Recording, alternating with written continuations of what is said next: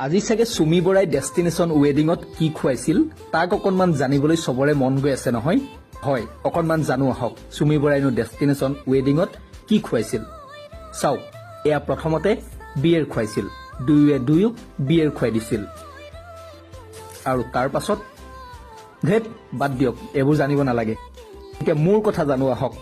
বলক আজি local chicken খাওঁ লোকেল চিকেন কেনেকৈ বনিছে চাই যাওক আৰু অকণমান টেষ্টি লৈ যাওক